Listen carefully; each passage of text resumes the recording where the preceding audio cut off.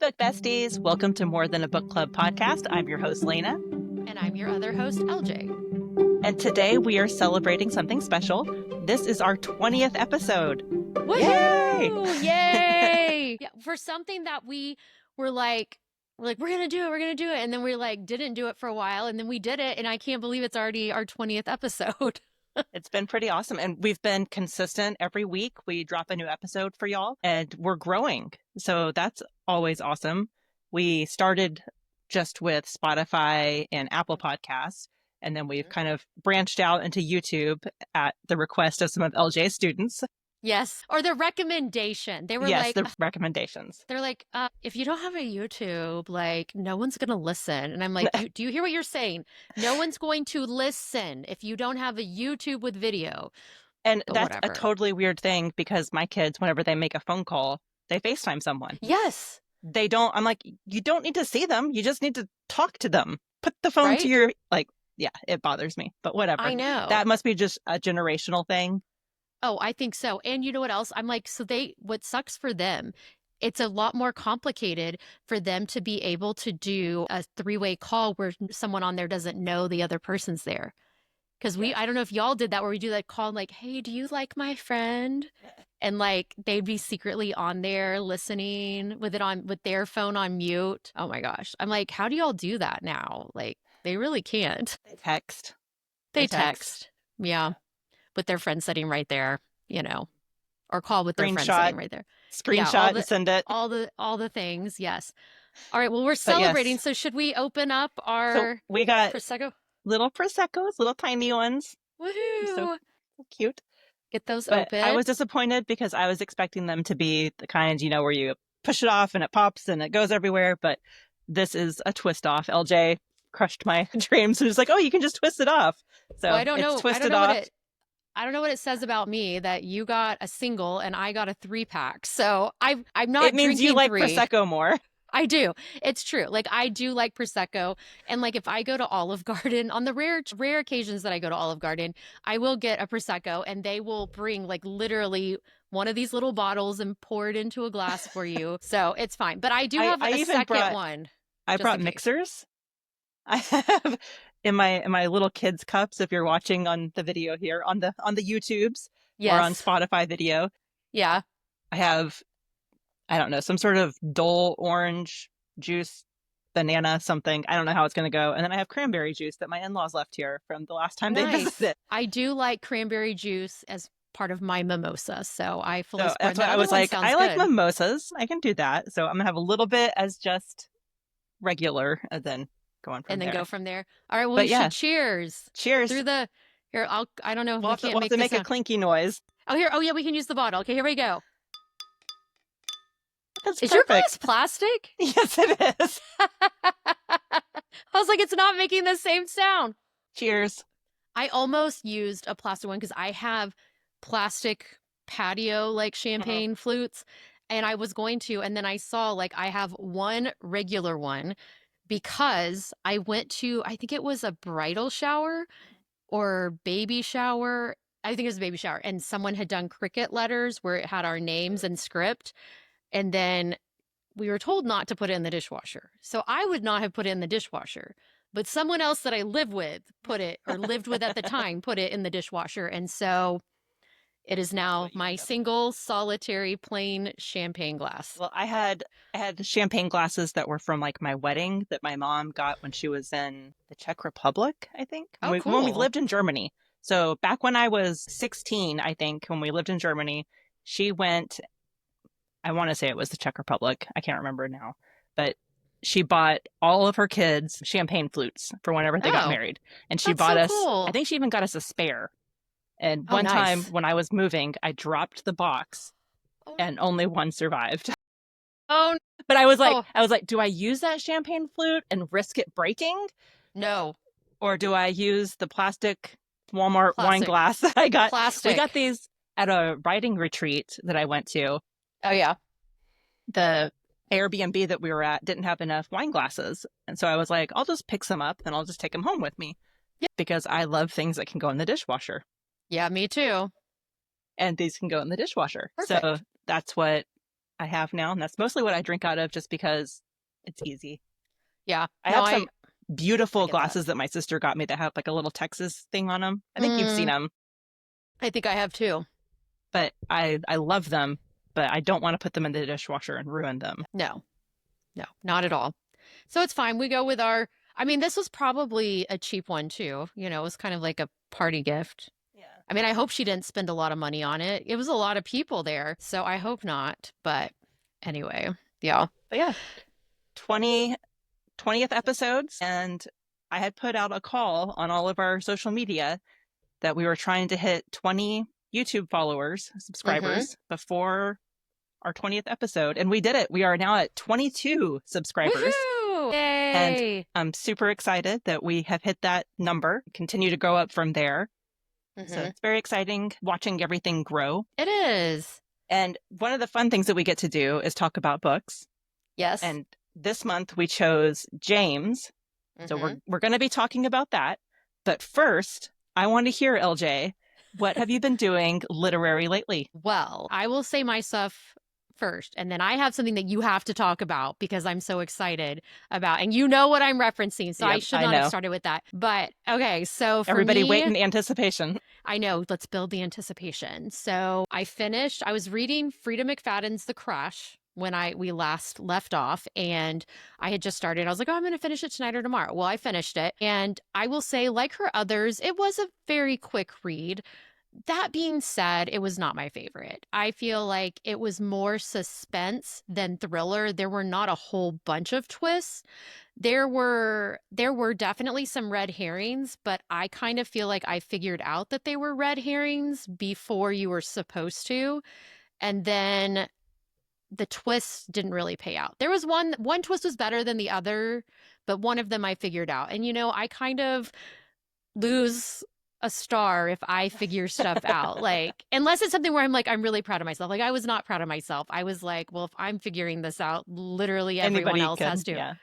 So yeah, but I still gave it 3 stars. I mean, it was enjoyable, it was fast, and it was on Kindle Unlimited, so it did not cost me Even any better. money that I Yeah. haven't already spent. I finished Anne of Avonlea, which loved that one too, and I'm like, okay, which one comes next? Like I know the title, but I'm like, what happens? And I think I know what happens, And you've but we'll read see. all of them except for the last one. Is that The correct? last two, if we're going Last two. chronological, the last two, but the last two were in the original, I guess, 6. So I've read the 2 that were published later. This is not one of the ones. This is one of the original ones, and the one that we're about to do, Anne of the Island. And then I think the one after that is one of the ones they inserted later. And then we go back, and then another insert, and that's where I stopped. But yeah, so I finished Anne of Avonlea though. Have you finished it yet? I'm in the middle of it. So I'm Okay. about 40% in now. That's what I was It's listening still to it's right I mean, I before. still I just love them. They're just so sweet. And you know they're going to be sweet, like every single one. And I think you had said something about it's hard to remember that they're so young. And in this book, Yes. I was like, they can't be that young. And then they mentioned that she's only 17. And I'm like, oh my God, she's so young. And she's She's like a so little mature. baby. I know. I know. Such a baby, but then such this great kid has turned into this great woman and young woman, and then it's going to keep going from there. But then in other news, which okay, I will say I have read like 100 more pages of Anna Karenina. Hadn't Hey, hadn't really read much, was so that I'm your now spring break fun? that was my spring break fun, and I am almost halfway through it.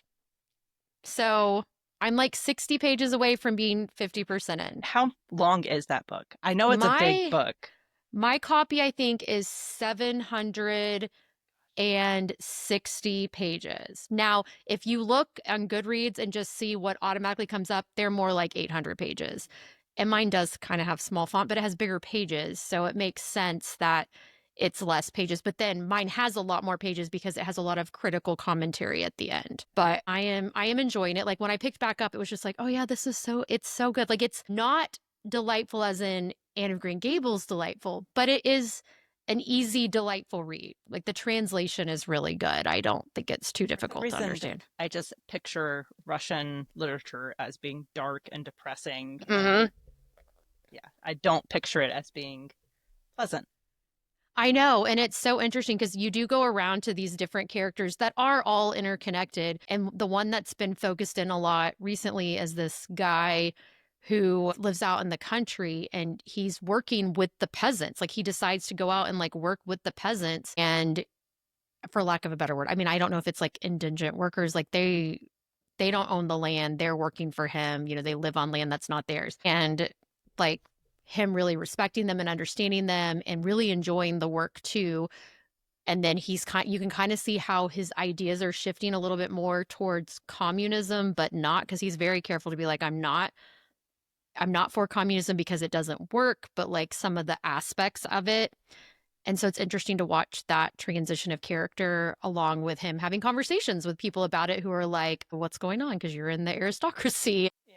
So it's interesting. And then, of course, I mean, there's an unfaithful husband and there's an unfaithful wife. And, you know, so there was a horrible animal death, but not this. I think that might have been part of why I said it. There's a horrible, like one of the worst animal deaths ever in a book. You kept reading. And I kept reading. I kind of skimmed over. It was awful. It was awful. Like just awful. But I survived and moved on. And I just remembered I'd already forgotten because I block it out. And then, so I don't know if we talked about it on here last week. I think we had just both of us had gotten our holds, right? For Sunrise on the Reaping, or maybe it was the next day. I think we did talk about it. Yeah. And then we sent them back. Yes. Like we're like, skip us, go to the next person because we weren't ready. And it went to Emily. And it went to Emily, and I still haven't gotten it back because I had said 2 weeks. So I think what that means is they will give it to other people. And then at that 2-week point, at some point, I'll get it. So have you never put a library book, like extended the hold? Yeah, I have. And so I did it for 2 weeks. And the 2 weeks aren't up. And in 2 weeks, they'll hold it until 2 weeks. And then whenever it becomes available again, you'll get it. Okay. Yeah, that you'll makes be sense. first in line, basically. Well, but now I don't need it because, as Leyna knows, today, which my daughter had asked about the book, like right after I sent the library hold back, and I'm like, oh, I'm going to have it in a couple of weeks. Well, she had mentioned it and she does not read. So I'm like, okay, well, we'll see if she mentions it again. And then this morning she's like, I need a book to read at school. Can we get me this book? Because don't you want me to read a book that I want to read? And I was like, I wanted to be like, girl, I'm not going to say no if you ask me to buy you a book, like ever. Like I will say yes because I'm dying for her to be a reader like I am. And so I was like, do you want the physical copy or do you want the digital copy? And she's like, which one can I get faster? And I'm like, well, I can get you the digital copy like right now. And so we did that. And so I bought that for her. Now I asked her, I guess they didn't have reading time today in class. So she didn't start it yet. So I'm like, I was trying not to buy it and I had the library hold, but now I have purchased it. So anyway, it's fine. And then I also let her know about all these other YA books because she loves That Summer I Turned Pretty. And I'm like, you know, I have those books. And then she also loved To All the Boys I Loved Before. And I'm like, I have those. And then I'm like, plus read the bajillion books, more. but I've watched the show and I loved the show.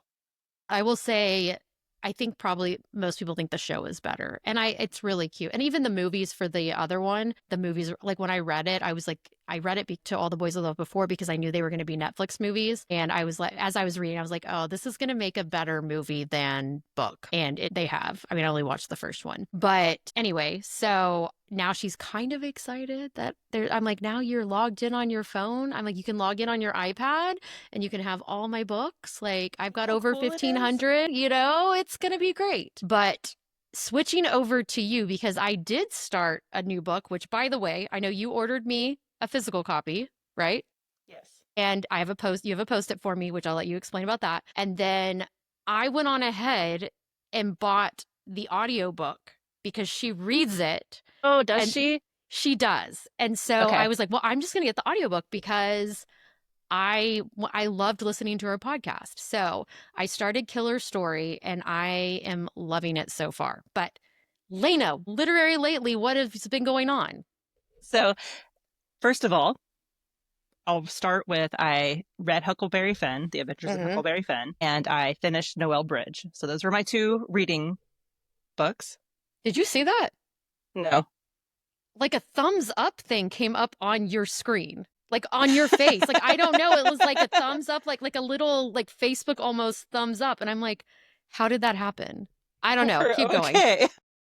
It was very weird. I'm like, I didn't know if you could see it too, but apparently not. I was like, am I having a seizure? No, no, no, no. I mean, you can leave this in if you want. It's kind of interesting. Or cut it, whatever. Back to you, Leyna. So I did finish The Adventures of Huckleberry Finn, and I finished The Noel Bridge, which I think I had talked about last time that I was Yes, in the you middle had. of, and I absolutely loved it. It was a nice little Christmas fix in the middle of March, end of Woohoo. March. But I think the biggest news for me was that I got to go see Claire San Sanoma. Sanoma. I am horrible with names, and I have the weirdest name ever, and so I hate mispronouncing people's names. But so I am so sorry to Claire, but Claire Sanoma. Yeah, Yes, Sanoma. And the only yay! reason I know it is because if y'all recall, we were talking about this last week, that Leyna had talked about this author, this event, and then I was listening to a podcast and didn't realize it was the same person because the way her name is spelled and the way it's pronounced are very different. It So, looks like Saint Amant, yes, Amant. So it's different, it is. but it sounds very French. It does. And We'll have she to says ask. it, Yeah, I know we'll have to ask her about it. But yeah, so because I listen to the podcast, I know how to say it, Claire Sanoma, because I've heard it like so many times. And especially because not only when she introduced herself, but then there would be the part about her advertising her book too. So I should have put two and two together, but I didn't. But anyway, Leyna, go back because this is a great story so that I'm so excited about. I bribed my son to drive me, and he got to bring a friend, and we drove to downtown McKinney, went to Neighbor Books, which is where Claire was speaking at, and she Mhm. was doing a book signing first. And so I got there kind of towards the tail end of the book signing, just because of time, how it worked out. And she didn't have anyone at her table right then. So I was able to walk up and get her book. And I was like, I'm so glad you're here. I tried to go see you in Waco, and then my daughter got the flu. So it kind of worked out because you're way closer because you're down the street now. And she was like, oh, do you really like true crime? And I'm like, actually, no. I was like, I hate to admit this, but no, it kind of scares me. And at that point, she was already signing my book for me, so she kind of laughed and she was like, "Well, then this is perfect because she signed my book, Be Brave." I was like, "That's perfect for me because I need that." And I was Yeah. like, "My podcast co-host is actually really into true crime, and so I'm trying to branch out a little bit and learn more about it." And she's like, "Oh, you have a podcast? What's the name of it?" I was like, "More Than a Book Club." Yeah. Podcast. I was like, wait a second. What is the name? I was like, oh, More Than a Book Club podcast. And she was like, oh, do you ever have authors on? And can I come on? And I'm like, yes. And I was Yes, you trying not to can. like freak out, but I was internally freaking out. So we have talked with her and she's going to come on in a few weeks. And if you haven't started listening to her podcast, which I have, I'm trying to Hmm. be brave. I'm proud of you. It's a good podcast. It's looking at murders kind of a few years ago, right? Yeah, like I listened to season 2 Yeah. because if y'all remember, a different friend was like, "Hey, there's this podcast season about a crime that happened in my small town in 2002." So I listened to that one. It's about the unsolved murder of Jennifer Harris in Bonham, Texas. So I've listened to that one, and so that's a cold case. So I don't know if her other two seasons are cases as well. I believe so. I'm listening to the first season, and I Okay. want to say it was 2011, but I could have that date wrong. Which Um, makes sense if you think about it, just knowing what little I know about her, it would make sense that she's doing this to help bring attention. She has in real time, reported on cases that are solved. And so I love that she's doing, at least so far that I know of, doing these cold cases because there's still a chance for them to hopefully be solved. or just to have the information put out Hmm. there.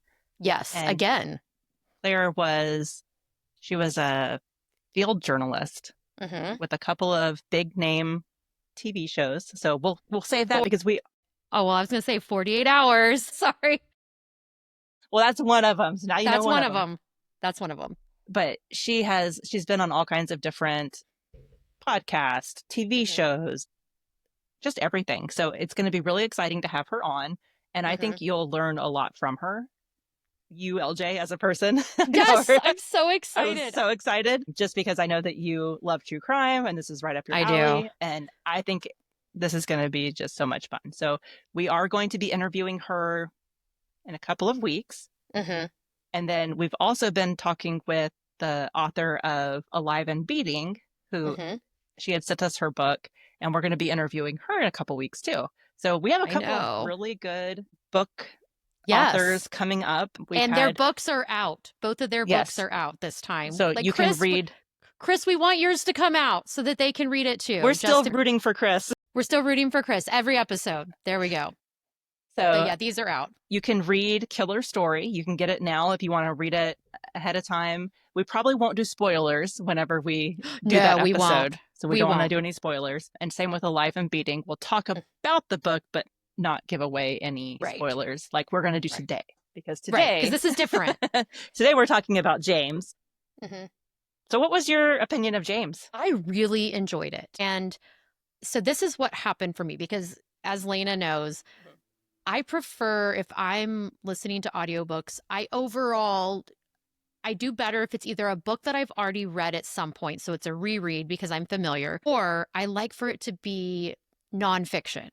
So I don't trust myself as much with fiction books that I'm gonna, because my brain might zone out, you know? But I will say, money, has been tight. I actually, end of the pay period, was able to put money in my savings, the savings I have for both my kids. And so I'm like, woohoo. And then I told my mom that, and I told Claudia that. Hi, Claudia. I told Claudia that, and she's like, well, we have to pay the quarterly HOA stuff in April. And I'm like, well, good. I have money saved up towards that already. But I haven't put stuff in savings in months. So it's very exciting, even if it's about to be taken right back out. That's fine. Okay. You have the money there and it's I have the for money those there. purposes. It's Yeah. for those purposes. And so at the time, I was going back and forth. I was like, do I get the ebook? Do I do audio? And I had an Audible credit. So I was like, you know what? You already got this Audible credit. So basically, it's a free book. Get it. And I am so glad I did. And I know we keep saying that each week because we're like, read with us. And I think if I had not done the audiobook, I don't think I would have loved it as much as I did. I don't think I would have loved it as much because I also enjoyed the book a lot. The audio just brought something, it brought character and depth to It it. did.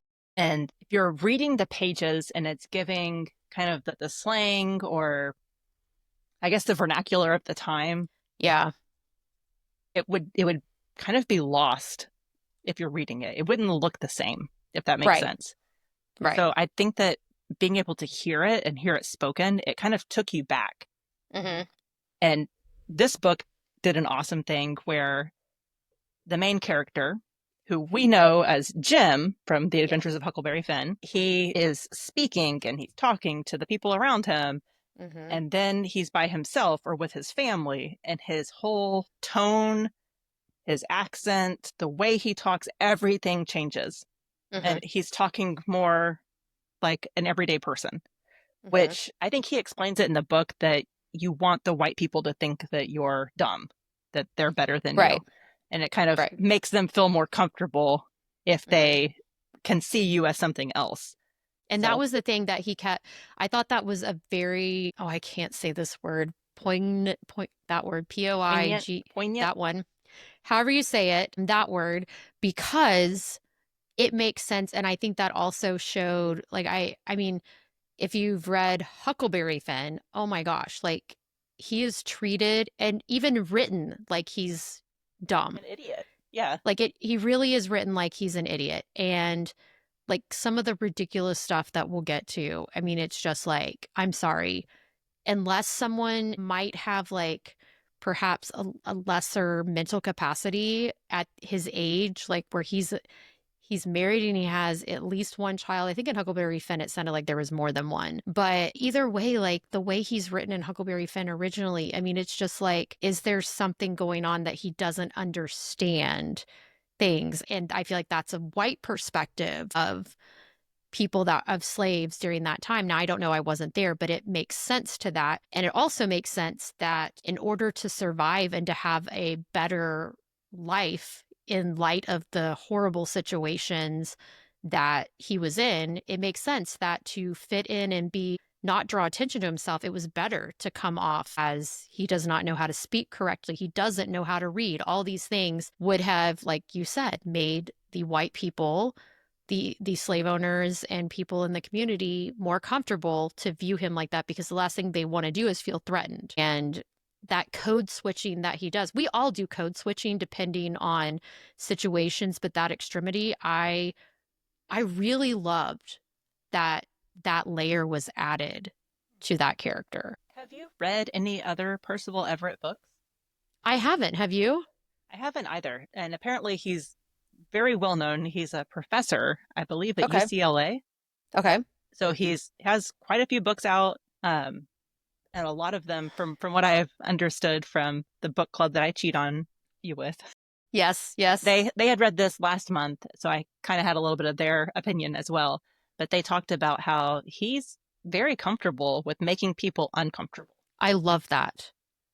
There was several parts where I just kind of cringed or kind of had this like, oh my God, no moment. Mm-hmm. And it made me uncomfortable, but there was, I think it had a purpose for it. It did. So. It did. And I mean, especially in light of like, I feel like the tensions that we've had in our country the last, 5 years, I feel like there are a lot of people that want to deny that part of our history because now they're offended that They're uncomfortable. yes, they're uncomfortable. And it's hard to sit in the uncomfortable. And that is something now I know I don't talk a lot about it here, but like that's something that I've learned to deal with in my faith journey, is that there are things in the Bible that are hard to comprehend and hard to, really understand, and to allow myself to sit in the uncomfortable and to process it out. And then it makes me grow as a person, because then that's when those uncomfortable things is when it's like, well, let me learn more. And then as I learn more, I'm like, perhaps what I've been taught is not correct. And perhaps there's more to the story that gets left out because it's quote unquote easier or surface level. And so I love that he made us uncomfortable. Although when I went to pick up my Target order that time and forgot to pause it, and the N-word came flying out, because it is in there a lot. If you haven't read it, it's in there a lot. It also is in Huckleberry Finn a lot. I will say, though, that I think it was in Huckleberry Finn way more. Oh, 1,000. It was so much. I was like, oh my gosh, it's like every page. And this is a children's story, is kind of what I was thinking, was like, oh, yes, man. Right. It was a children's story. And it makes me wonder I could have done research on this. I didn't. But like, what was Mark Twain's purpose in even writing this story? Like, what was his goal? I don't know. I don't know either. Like, is it just supposed to be a boy's tale? Like, I will say with that, and I don't know. No, I think maybe I told Emily this the other day. I got my nails done the other day, very last minute. So I'm like, who did I talk to about this? Because y'all know I forget. But in the copy of Huckleberry Finn that I read, it's also a critical edition. It's the same brand as the Anna Karenina that I didn't even realize, and got them both at used bookstores, different used bookstores. That's funny. But it would have like a lot of footnotes in it. And so there's like a point where it's like, this is where Mark Twain stopped writing and then took a few years break and then came back. Like Leyna, if you notice in that, like the canoe like had disappeared and then all of a sudden the canoe's back, that was a mistake that he did not double check. And then later there was another time where there's some continuity errors where he stopped again and took a few more years off. And so maybe I should just look at the critical commentary, but I'm like, was he just writing like here's like a fun kids book, but it's actually not? I mean, the adventures. So to begin with, I liked the Adventures of Huckleberry Finn, but I think I had to like it from a different perspective. Okay. So I know that you and Emily is one of our other book besties. Yeah. Did not like it. I have a very specific reason, but you talk first. Okay. I had to look at it I tried to block out having read James, because I think having read James colored my opinion of the Adventures of Huckleberry Finn.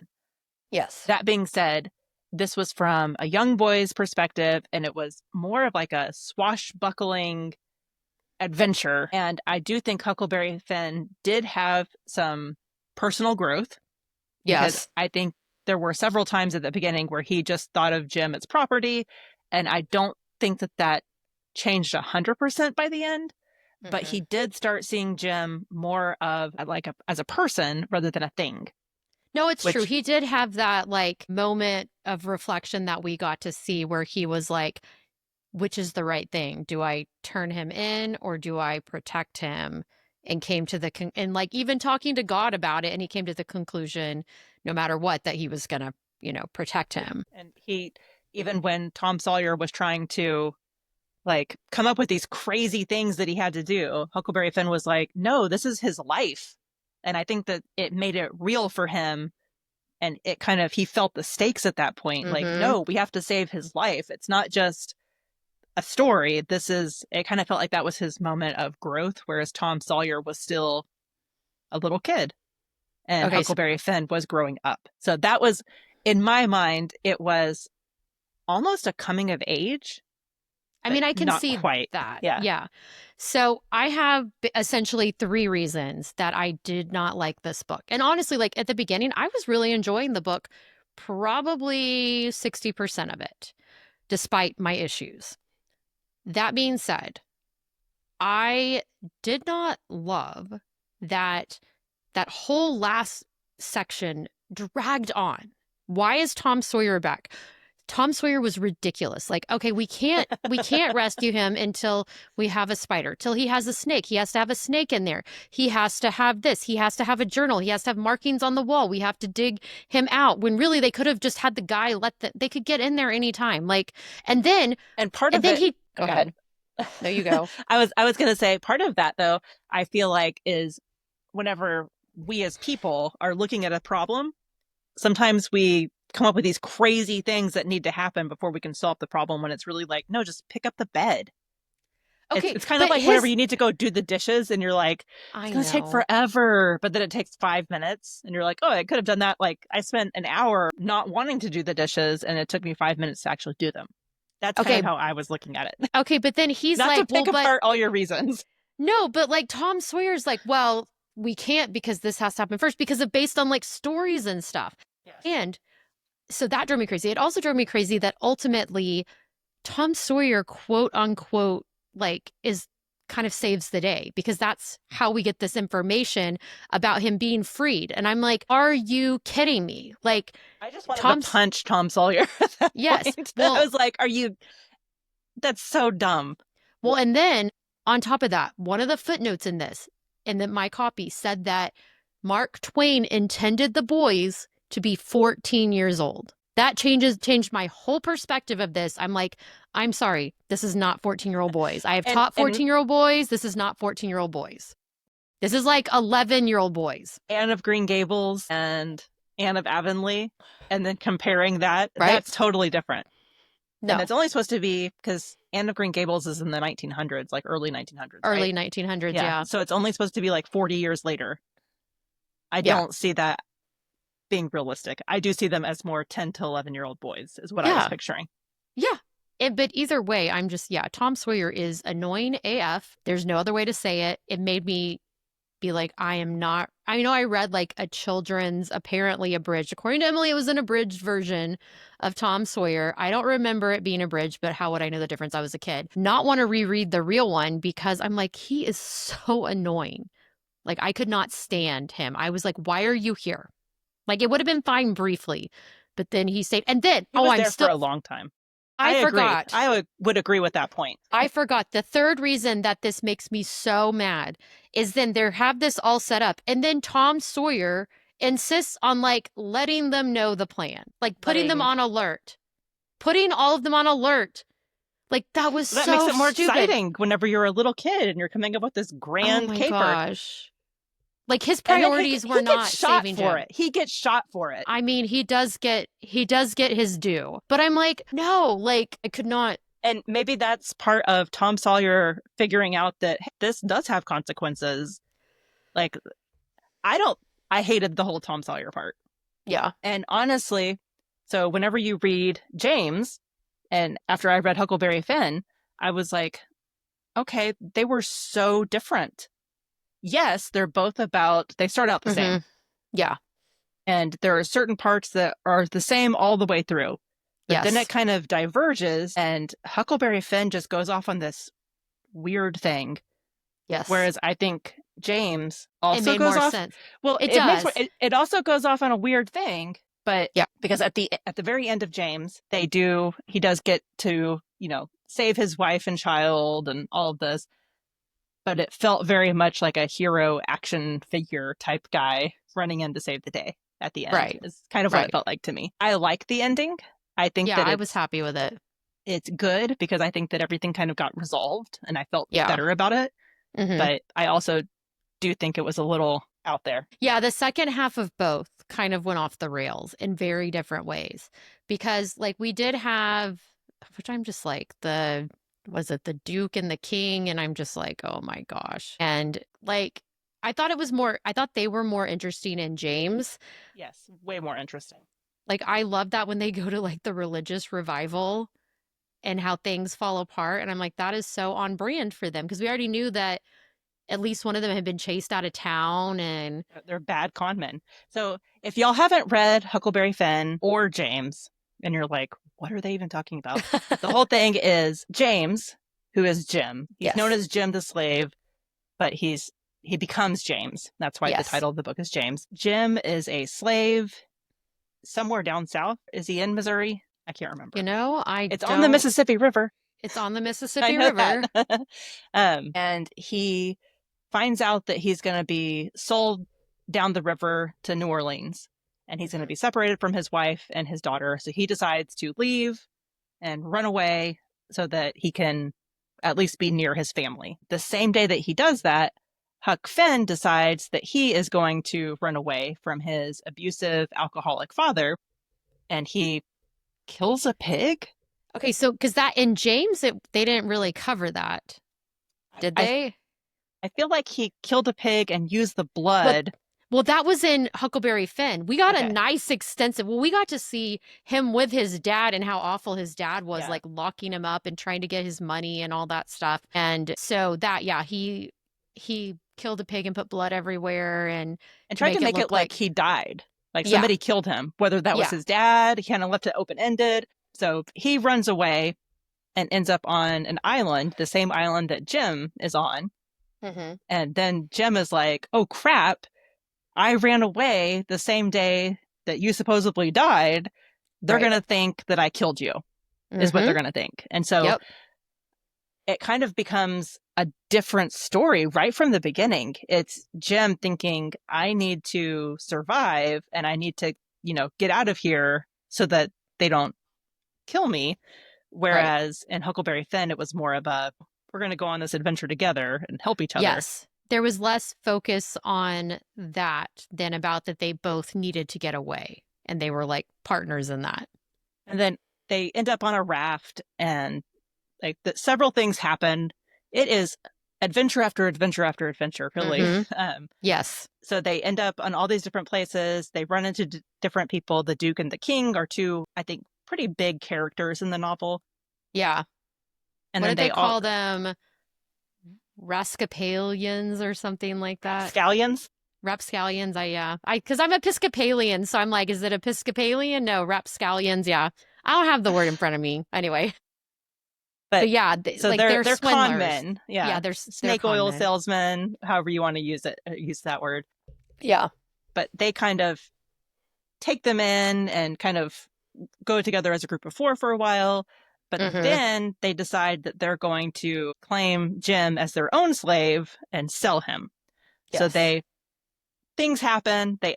He ends up getting sold, and then he ends up getting taken, and then he ends up getting sold to a musical troupe. And that's in James. This does not happen in Yes. Huckleberry Finn. So in James, Jim is sold to a minstrel troupe, which Hmm. I wasn't very familiar with any of this.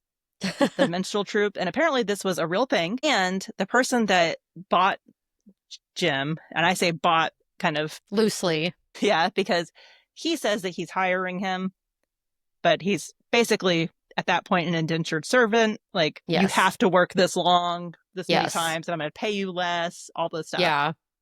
But he's like, oh, but you're free now, kind of thing, but not really. Right. Anyway, he was a real person. So Like the that actual man, named person. Daniel Oh, Decatur that's Emmett, he was a so real person. cool. He was really the leader of a minstrel troupe. Okay. and he wrote the song Dixie, Oh, which is very popular in the South. But anyway, it was a very popular song. yeah. And apparently, at one point, the Confederate soldiers used that as their rallying cry for Dixie. And that's where it became Dixieland, was the South. Gotcha. And then Daniel Decatur Emmett did not like that. And so he went to the Union Army and wrote out a whole fife and drum manual for them. Nice. So kind of interesting history lesson there. So I thought that was kind Yeah, of cool. On a that side is note, cool. I That is cool. went down a total Wikipedia hole on that one. Love it. But then after that happens, he runs away with another um it's a passing black person. So he's passing as white in this minstrel troupe. They run away, and then they decide to do what the Duke and the King did, which was sell James as a slave. Yep. And then so they sell him, but then they sell him to like this horrible person. Yeah. And it turns out really bad. And so they finally, James gets out and he brings this young woman that he found there, Sammy, with them. They Who had go. been she had been essayed. Yes. So she'd ended up having the baby of her slave owner. As she said, it started when she was a young child. And I think Yeah. at this point she was like 14 or 15. Yeah, she was still really young. She was still a young child. So she ends up running away with them. In the ensuing like chase, she ends up getting shot. So she doesn't survive, which is very sad. But It is. James did make a point like, she died free. So there's that. The guy that ran away with them from the minstrel troupe and James end up on a riverboat, and then they meet another slave who is shoveling coal as fast as he can, doesn't sleep. He like sleeps with his eyes open and always shovels coal and has this whole weird slave mentality. That's where we first hear about the Civil War, because the ship is really overcrowded because people are fleeing the war. And then a boiler explodes and the ship goes kablooey. Everybody gets thrown into the water, and James is forced to make a decision between saving his Huck. friend Norman and Huck, who also happens to be on the boat. And he didn't know. Oh, that was so awful. He has to choose, and he chooses Huck. We find out later. We'll talk about that in a minute. Yeah. We know why. And then after that, they end up back down in Missouri. So I think it was Missouri. I have it here, Missouri. And James is trying to find out information about his family.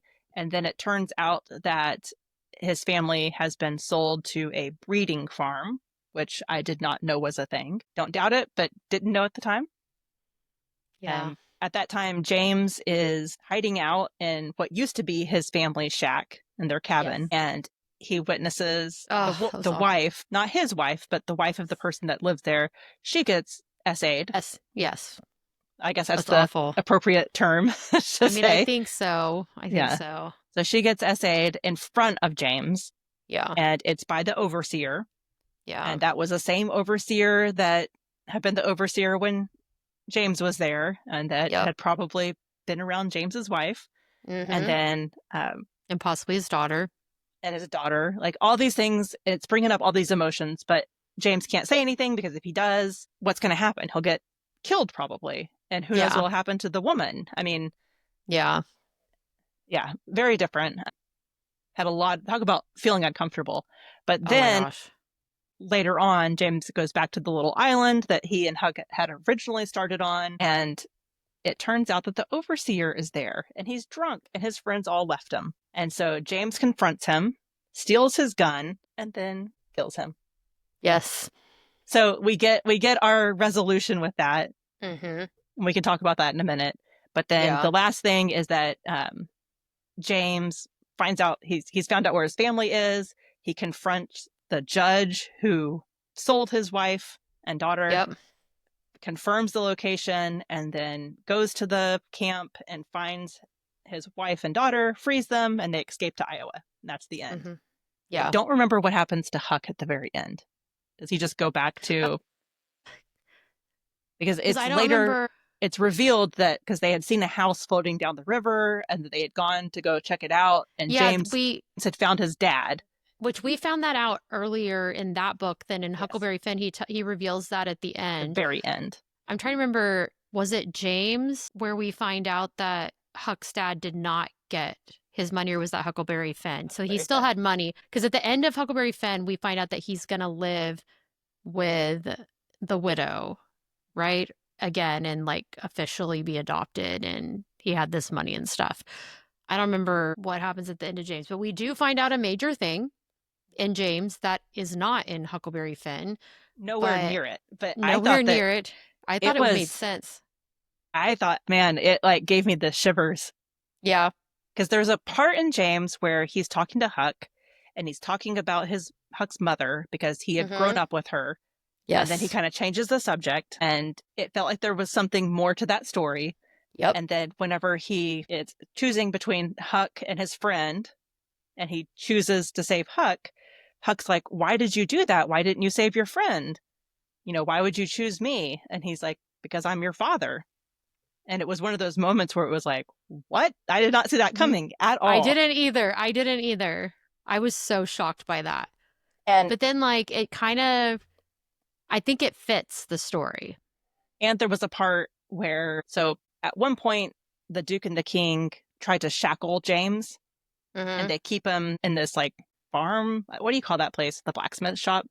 I guess There's so. there's a lot of stuff that happens in this book. So there's a lot of There characters and so places. much, so So much. they keep him shackled, and they want to shackle him overnight. But James talks to the slave that has shackled him and says, "This is really uncomfortable. Can you do something and then just put it back on whenever Yeah. they're coming back, Oh, just that, so I yeah, can because that sleep?" was when they leave him with that guy, Easter. right? Easter was his Yeah, name. Easter, yeah. And so Easter unshackles him, but then the Duke and the King end up coming back early, seeing him unshackled, and they beat Easter. And that's how James ends up staying at the blacksmith and then gets picked up by the minstrel troupe. Yes. Anyway, long story short, Easter had made a comment of, "That's your son, isn't it? Oh, Like, yeah. he's passing." And James shuts it down real fast. It's like, "I don't want to talk about it. That's all I'm going to say." And Yeah. so then it was like, oh, so Easter had caught on, Mm-hmm.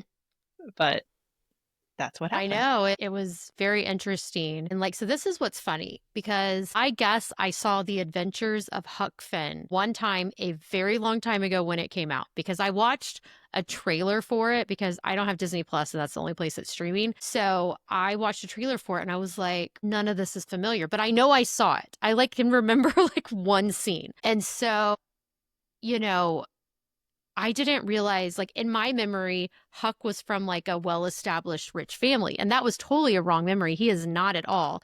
And just all the stuff that he went through and everything as a child, and like, his dad was a drunk and like his mom died, and, all this stuff. It kind of, James taking that interpretation and saying that, I think it makes sense that Huck would be his kid. I don't think it's that far fetched. Now, obviously, Mark Twain might not have done that because, I mean, it was written in a different time. It's, a lot later in history, but I thought it made so much sense. And I loved that twist that we did not, that even if you were a fan of Huckleberry Finn, you would not see that coming. And I like that. I can't see how you would have seen it coming anyway. No. Because it caught me off guard. I was like, what? Yeah, even with the foreshadowing, because it definitely was foreshadowed, and I was like, no, that guy's crazy. Yeah. He wasn't. Afterwards, though, I was going back and I was like, and then it brings about all of these different thoughts with Huckleberry. He's like, am I a slave now?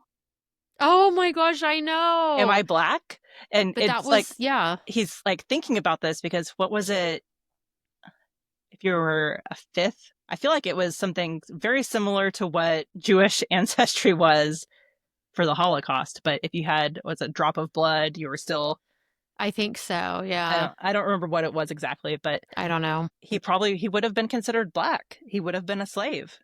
Yeah. So that was a moment where Jim was like, no. And at that point, he's James. I want to correct myself there. He has Yes. become James. It was one of those moments where James was like, no, you are who you are, and keep being that person so you can have these things. And you should be able to have them. And that shouldn't even be a question. And then it made me think of his daughter, who one of the opening scenes is him trying to teach his daughter, like, no, when you're around white people, you need to act like this. Yes. Because they're going to expect you to be dumb and ignorant. whenever you're Mm-hmm. around everybody else, you can use the correct words, and I want you to use the Right. correct words. And he's teaching her the right things. Yeah. And then there's another scene. This part broke my heart. Young George, I know. pencil. So I know. Like, they just, meet this group of slaves, and this is whenever they get separated. I cannot open this. I want to open this. Keep talking. I'm going to figure it out. So People James and watching Huck can be entertained while they're listening. struggle to open your prosecco. So Yes. James and Huck get separated. And this is when James or Huck goes off with the family that is like feuding. So there's Mm-hmm. like a weird family feud. Yeah. James is over here with the slaves, and he befriends this group of people, and one of them is young George. And young George steals a pencil from his master because James has said, "Yay, LJ." I got it open. James has told him that he can read and write. And young George says, like, anybody who can write, you need a pencil. If you can do that, you need a pencil. So he goes and steals Yeah. the pencil and gives it to him. And the master finds out that Figures the out that it's gone. pencil is missing, is what, and it's like a little stub of a pencil. It's like one of those golf pencils is what I'm imagining. Like Me it's not too. even barely a pencil. And they take him and they beat him. They whip him, and he won't admit where it went, doesn't admit anything. And then later on, I think Easter is telling him about a young boy, young George, who was murdered. So they lynched him Mm-hmm. basically over a pencil. And then it's just like Huck is like, "Oh, now I'm black." And James is like, "No, no, you're not. You should be Yeah. able to read and write. You should be able to go to school. You should be so lucky." Right. And I think that's a huge difference that people sometimes forget, is that there was this huge gap. And you talk about racial injustice and, you Mm-hmm. know, social inequalities. They had zero education. And it Yeah. wasn't just that they had zero education, they would be beaten if they learned. Yes. Like he had to hide that he was literate. And it's just such a different point of view. And I think that Mm-hmm. people have a hard time accepting that Yeah. and sitting with that and just understanding what that would be like. It was 100%. very James was a difficult read. It was a good book. And Yes. I gave both Adventures of Huckleberry Finn and James 4 stars. I could be persuaded on James to go to 5. I Like gave it 5. it was up there, but there were certain parts where I wanted a little bit more. No, that makes So sense. that's why. That makes sense. But I only gave Huckleberry Finn 3 stars. But I still gave it 3 stars because I got to respect Mark Twain. And yeah, I did not So after love reading that. this, what were your main like takeaways? What parts jumped out at you? I think that like something that I want to kind of take away and change when I'm reading classic novels and reading it, keep in mind who the author is and what their background is. And yes, sometimes authors of like upper class at the time would write things to show the realities of the world. I mean, I teach Spanish lit. We see that a lot. And a lot of times it's because the aristocracy has the ability, the voice, the freedom that people that are being suppressed don't have the freedom, don't have the time, don't have the resources. And so it's people with compassion and who don't see themselves above other humans. But it does kind of make me want to see where if I'm reading, I mean, I guess it could be any book, but I'm thinking of just like classical literature, especially if I'm reading it and seeing those uncomfortable things that like nowadays are like, oh, if someone wrote that, they'd be canceled, is kind of like look into that and not to like justify it, but just to think, okay, if this is presented this way, perhaps what could be the other story from the other person's perspective, or how might they be portrayed? Because it's almost like if we think about people that we know, or if we hear about people, like we can hear stuff like if we hear great things from someone about someone, then we're more inclined to be like, okay, I can't wait to meet this person. Or if we hear negative things, then we're going to have like a negative feel because we're influenced. But it's like, even in life, important to remember that that's one perspective, not all perspectives. And I think that even holds true for authors. And I guess what I think is fun with James is that he already had Huckleberry Finn's perceptions to compare it to for James's perceptions. And so I like that because I'm almost wondering too, now I'm going to get in this loop of like, if we only had James, Yeah. and What would then that be we like? like, how would I've even thought to like think, well, now let me think about Huckleberry Finn's perspective and everything versus James. So one thing I will say about that is when I was reading James, Huckleberry Finn he obviously had some trauma, is what it Yes. felt like. Oh, he did. He was a scared little boy Yes. in a lot of these situations with the Duke and the King. He was traumatized seeing James beat because Yes. James gets beaten a couple of times, and you know, Huck is scared, and they voice that. Mm-hmm. And Huckleberry Finn, one of the things that caught me was he at the very beginning he talks about Tom Sawyer, and some man named Mark Twain wrote Tom Sawyer's book, and I'm Yeah, gonna write mine. And so it's coming from his perspective, which apparently is a 14-year-old boy that's really 11. I know, right? But it's coming from a little kid's point of view where I can very clearly see him being like, I'm not afraid of nothing. And, or I ain't afraid of nothing. Yeah. I feel like you had to put the Southern in there. But I can see him saying that and not admitting that he was actually terrified and scared. Yeah. And so that's kind of how, like, but if I wouldn't have read James, reading Huckleberry Finn, I would have just thought he was fine with everything that was happening. But then reading James, it's like, oh no, he had some forethought. And I did feel like he was a little bit older in James than I did in Yeah. Huckleberry Finn. Yes, I agree. Like he was written more like that and more relatable. And I did appreciate that when Jim started slipping and revealing that he is educated and revealing that, he doesn't always speak that way. And I appreciated that Huck noticed that because that would be like, wait, you're talking different. Like, it's kind of like in the episode of Friends where Ross starts teaching a college class and for some reason uses a British accent. I And then remember his that. friends are like, just try to phase it out. And so he does. And then they're all like raising their hand, like about that. And he's like, he explains it, any questions. And then they all about, that's not about the About accent. And dinosaurs. yeah, then they all put their hands down. And so it made me kind of think of that because you would notice, like, hey, you're not speaking the same as you did. And I also thought it was interesting that Huckleberry Finn spoke differently than some of the other adult characters, the other Mm-hmm. white adult characters. So then it was like, Yes. okay, so what are they trying to say with that? So it made me think. Well, I wonder about that too because, like I said, like I had thought that Huckleberry Finn was like from an affluent family because of Mhm. my memory of seeing what would I have been like we would have been like 10 or 11 when The Yeah. Adventures of Huck Finn came out. Okay, and I've apparently seen it once. So like obviously I don't remember much. And so I was thinking that, and I was completely wrong. And so I mean, that's almost a commentary on social status because, yes, James is a slave, but James is a slave who's trying to better himself, not allowing what the world has defined him as to actually define who he is. Okay, so that's interesting though, because the world has Or said he's that letting the world define him, but he's not letting it really be who he is. I guess that's a better way of saying it. so, okay, throughout the book, they say that James is a murderer because I think he killed Huck Finn. Mm-hmm. They say he's a thief Yep. because he stole stuff. By the end of the book, he has become those things.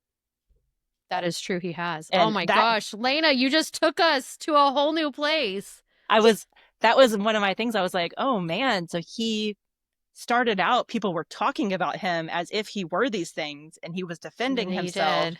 and he wasn't those things. And then he did it. But he did it whenever it was no one else was around to see and no Yeah. one else would know. Only he would know.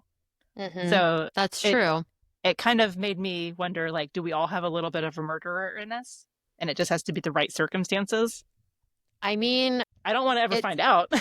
no, I don't either. I guess ultimately, like if someone was harming our children or threatening to, and we had the ability and that was the way to prevent it. I mean, I think we all would do what we could to protect our kids. And yeah, like in a sense, the kill at the end was very much like it was a revenge killing for what that man had done to. It was revenge, but also James taking back Yeah, taking back what some. was taken, like taking That's back the true. power.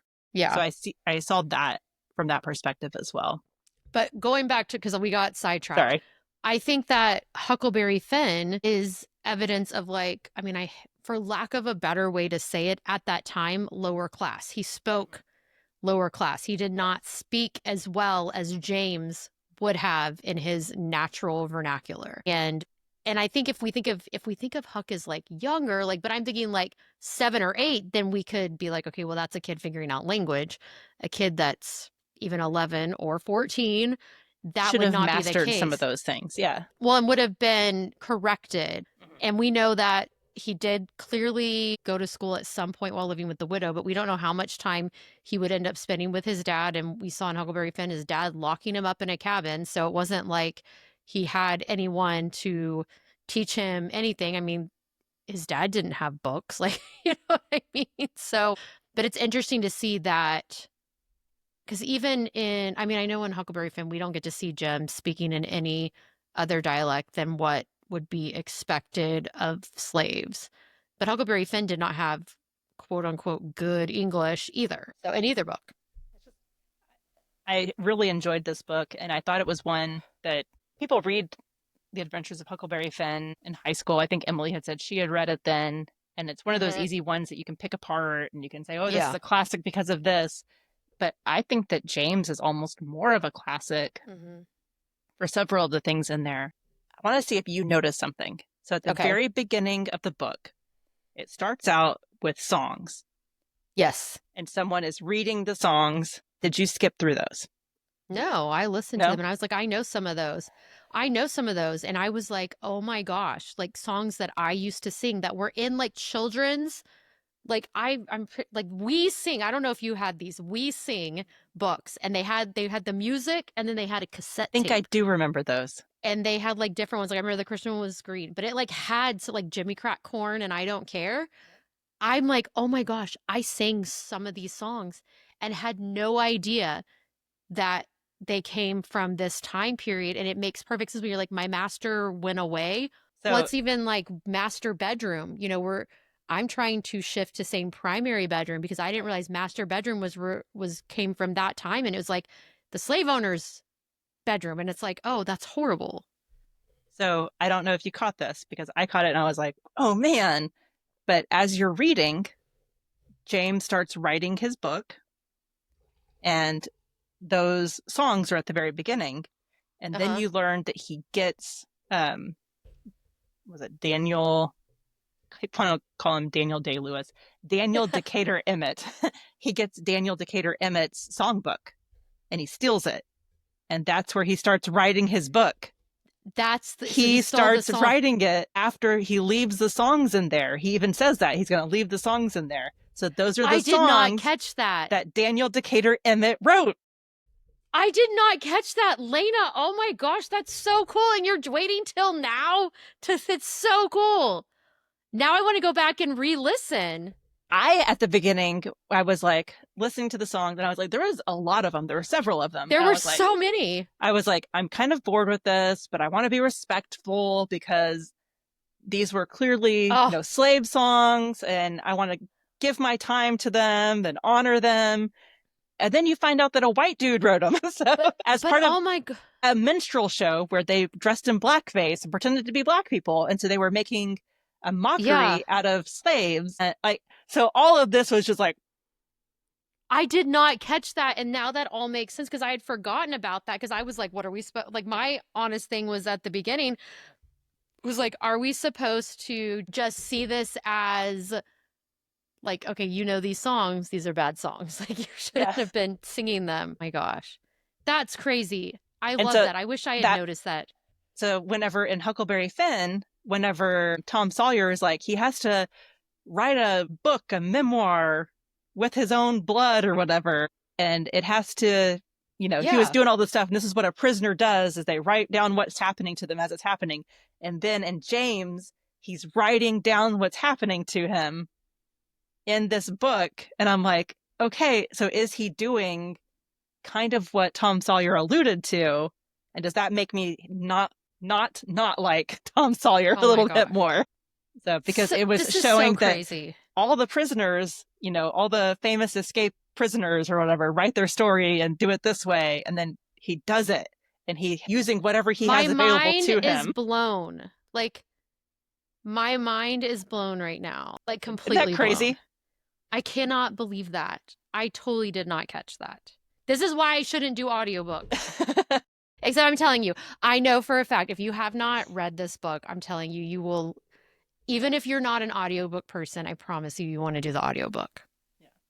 It was a mind-blowing thought whenever a couple of people at the book club I cheat on you with, they had noticed Yeah. that too. But other people were like, what? Yeah. Oh my But gosh, I I was the only one totally. that I think there might have been one other person that admitted to wanting to skip over the songs because I was like, this is getting kind of boring. I just wanted to skip through them. But I was like, no, no, no. Okay, so now I'm waiting. I can't wait. So, you guys, by the time this releases, it'll be the day after our book club meets, and it's going to be Lena's birthday. So, happy birthday, Lena! A few days early now, but when you listen, when you guys have access, it is her birthday, March 31st, end of the month. But we meet on, well, actually, yeah, are we going to meet on Sunday? Are you going to bring your mom? I still need to talk to her about it. That's the Okay. plan. I'm going to, Okay. Mom, if you're listening, Yeah, and she's a few Claudia, if you were episodes listening, behind.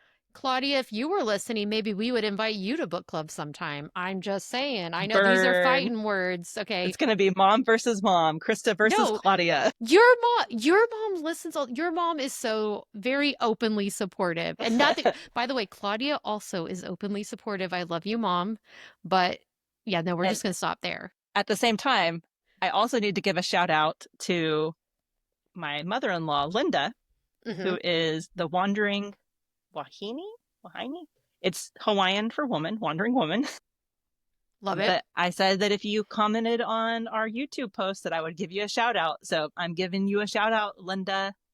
Thank Woohoo! you Thank for you, doing Linda. that. And Linda has read James and she recommended Ooh. it to the resort that they stay out in South Texas. My in-laws are full-time RVers. Do they have a nice RV? Yes, it's very Because nice. I've now because of Facebook, because I watch one RV video, then they give me more. So then I watch more. I keep watching them. Leyna, I watch RV videos every single day. And now I want an RV and I want to travel the country. And I'm like, can So, we put all my animals on an RV? So the next time they gosh, come, not I all your need to be animals. like, I know we couldn't do that. But the next time they come, because I know you've told me multiple times that they come with their RV. Do you think they'd let me have a tour? Yeah, they do usually stay about 90 minutes out from where we are. And this time, I think because they're coming back up, they actually just bought a smaller house in Oregon. And Okay. so their plan is to go do their summers in Oregon, and they're going to drive their truck up to Oregon, and then they're Okay. going to do their winters in South Texas. So my father-in-law just turned 65, so that's what they were waiting for. They were waiting Nice. for all of The his retirement retirement. stuff to come Yeah. through. They've been full-time RVing for almost 5 years now, I think. That's really cool. It's crazy. So they've had a lot of fun adventures, but That is really cool. at this resort in South Texas, they have a book club, and she nominated it, this book, Nice. James, and everybody wanted to read it. So Yay. they're going to be reading it next year, and I can't wait. She always comes back with good books from her book club, so I'll have to hear what Oh, they're you'll have reading to for next year. see. Oh, yeah. Next year, next month. So a lot of people leave in April, Oh, gotcha. So then they and then have they to. come back in the fall because they're I gotcha. snowbirds. Yeah. Gotcha. So then they plan out pretty For far. some reason, people don't want to stay in South Texas where it's like 120 degrees I know. Which, by the during the way, summer. I don't understand it. and any listeners that are not in Texas or in our area of Texas, it was 90 degrees on Tuesday. Yesterday. I know it's yesterday for us, but you guys, last Tuesday it was 90 degrees. And I'm like, you know what? I am ready Not for it ready to for. not, I'm ready for it to not be cold, but I'm thinking Yes. like 70s, Yes. like I want not 70s. 90s. I went for a walk and I was hot and sweaty afterwards. And then I went for a bike ride and then I was even more hot and sweaty Oh gosh, I because there can was only no wind imagine. either. So it No, was and like just that's the unpleasant. thing. It's so unpleasant. Like, no, no. So I'm not looking forward to those hot days again, but I know they're coming. So yeah, I think that we've talked a lot about James. There is a lot that happens in this book. I don't think There's that we've so covered much. everything, but I don't know if we Nope. could cover everything. Oh, So we definitely there's could just not. so much that happens. You definitely need to go read it. Read it on audio just because I think that that's the way to go. I agree 100%. And then you can listen to the songs. And if you don't like them, you can fast forward them because I've given you permission. They weren't songs that meant something. Well, and I say they're not songs that meant something, but I don't know, honestly, if they were. Well, now we've spoiled the value. You've spoiled the value of them, but I'm like, I wish. That's why I kept it to the end of the podcast. We'll see who listens to the whole thing. Oh my gosh, that was so cool, though. I'm like, I wish I had noticed that. So we'll see on Sunday if the rest of our book club did. If Emily or Allie noticed that. Don't lead with it. Like, save it, and we'll see. And because it's kind of like whenever I read a thriller that Emily reads, I'm like, she's going to get this twist. Like, every single time. And then I'm like really excited when I'm like, maybe she won't get that one. So then I'm like, okay, this one is really good. Because that's what happens when you have smart friends. Allie and Emily are smart and they catch things. All right, everybody. Thank you for joining us as we talked about James today. I think we had a good discussion. We had some eye-opening things happening. For real. We learned a little bit more, and that's what I love about books, is that you get to learn while you're reading. I think that's one of the best things. And that's what I love about our discussions, is that I learn so much from you too. Like, we get to see what each of us, our perspectives, what we notice or not notice. And I'm still like, you have mind blown me today, Leyna. And I love that in the best possible way. So it's very awesome. I do want to say, please, if you've made it this far in the episode, go subscribe to our YouTube channel.